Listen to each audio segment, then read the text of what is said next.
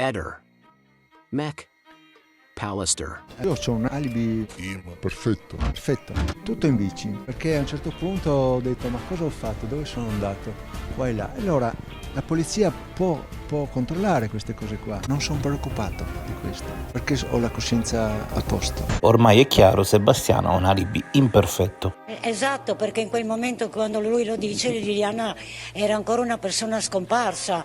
Noi volevamo che lui si desse da fare per cercarla, perché erano passati 1, 2, 3 giorni, non di più.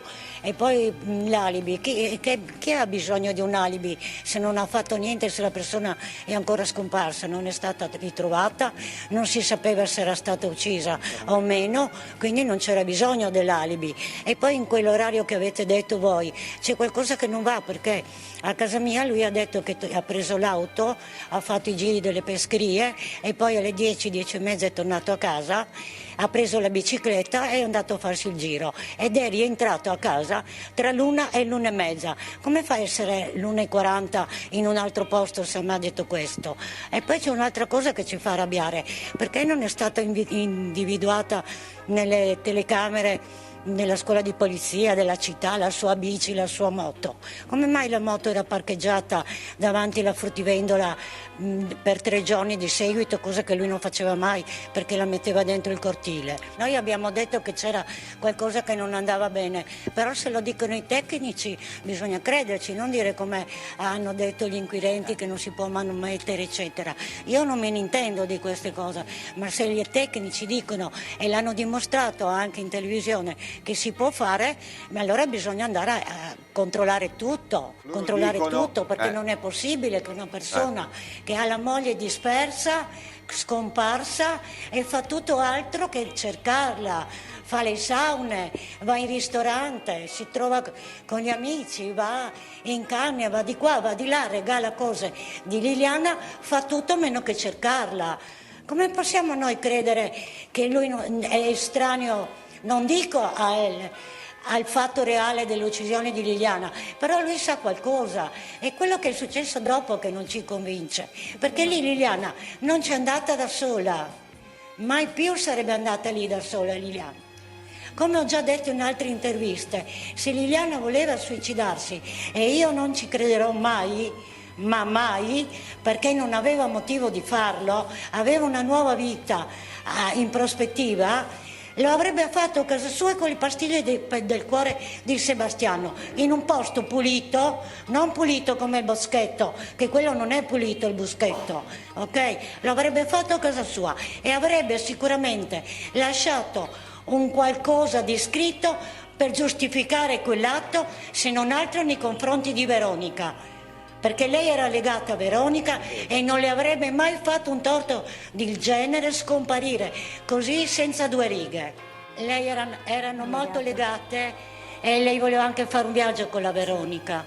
Quindi aveva dei progetti di vita, non di morte, lei aveva progetti di vita. E poi noi siamo arrabbiati perché Sebastiano non si è degnato di fare nessun commento con il video del ritrovamento del video del corpo dentro quel sacco nero da obitorio quando è stato aperto, che tutti l'hanno maneggiata, rivoltata, tagliato il nastrino. Perché? Per lui era normale quello, per noi non era normale quel modo di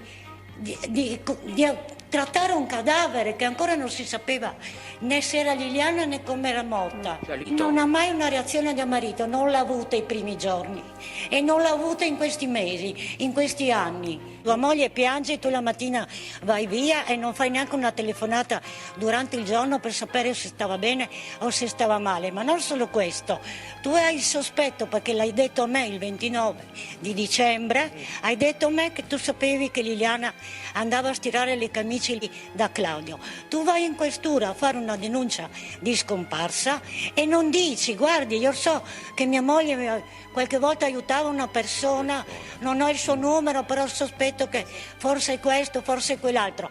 Dillo, come dovevi dire che ha buttato la spazzatura con quei 2 sacchi enormi, che non lo faceva mai, mentre a me hai detto che ha buttato soltanto l'umido. Allora, che si metta d'accordo il cervello e con una volta per tutte dica quello che veramente è successo, perché siamo stufi di queste versioni. Perché l'impressione che traspare è che Sebastiano sapesse tutto da subito. Certo che lo sa, perché non può essere tutte queste cose che non vanno bene costruite soltanto per cosa? Per andare in televisione, per dare contro a noi? Non credo che sia solo per questo, qualcosa c'è. Io non credo che sia lui materialmente. Io ho sempre detto, dalla prima intervista, andatela a cercare, che poteva essere successo una discussione, un schiaffo più pesante, che lei abbia battuto la testa, perché lei ce l'ha l'ematoma in testa. Io ce l'ho le foto, io ho visto la faccia di mia cugina ed è, come dice l'avvocato Nicodemo, è come pestata da un pugile. E quello non si è fatto sbattendo l'albero per andare a suicidarsi. Non ci crederò mai. E quindi dico che perché non l'ha soccorsa se è successo questo? Perché diciamo, tra marito e moglie si può anche discutere, io non lo concepisco perché non mi è mai successo, però può succedere, non siamo tutti uguali.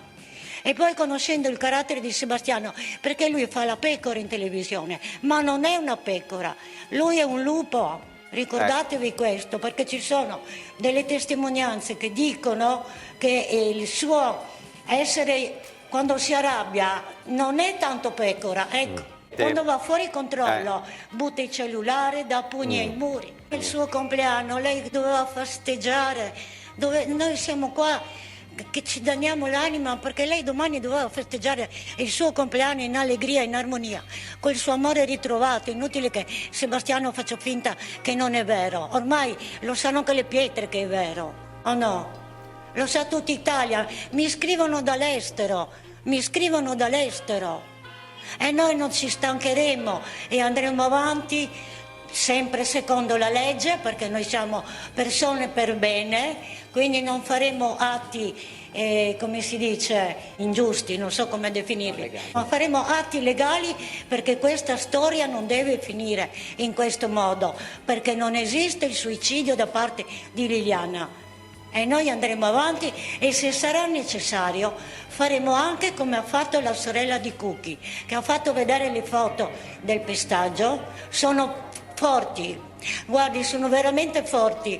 Io le ho nel cellulare, non le posso far vedere, ma vi assicuro che se sarà necessario noi le porteremo in giro per tutta l'Italia, perché ci deve essere una fine logica su questa storia. Non è una suicida e io non accuso nessuno, torno a ripetere. Io ho sempre detto, il marito è l'ultimo che l'ha vista viva e Claudio è quello che aveva l'appuntamento. Indagate, perché non avete indagato?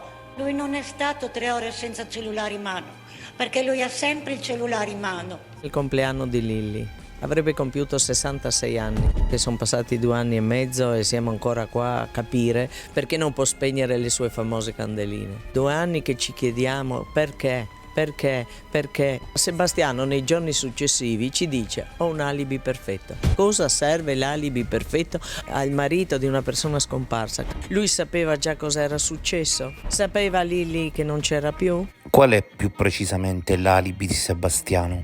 L'alibi di Sebastiano è sicuramente la bicicletta e la GoPro. Ma siamo sicuri che effettivamente lui è stato in quel magazzino per 3 ore? I consumi non sono per 3 ore o per uno che lavora i coltelli, ma sono in certi momenti proprio esigui. Il cellulare risulta spento per 3 ore. Abbiamo capito che la GoPro si può modificare la data, si può modificare l'ora. Alle 12:47 il video della telecamera lo colloca nell'altipiano, mentre la cella aggancia la zona di San Giovanni proprio vicino dove è morta Lilli. Questi video sono pieni di buchi, ma perché non ci sono quei 2 video? Chissà perché li ha cancellati. Tra Liliana e Sebastiano la sera prima qualcosa era sicuramente andata storta. Lui stesso dice che Lilli piange quella notte. Piange la notte e poi tu vai la mattina a fare tutti i giri, spegni il telefono per 3 ore e non chiami una volta tua moglie per sapere come sta. Neanche una chiamata hai fatto. A questo punto mi viene da pensare, vuole la verità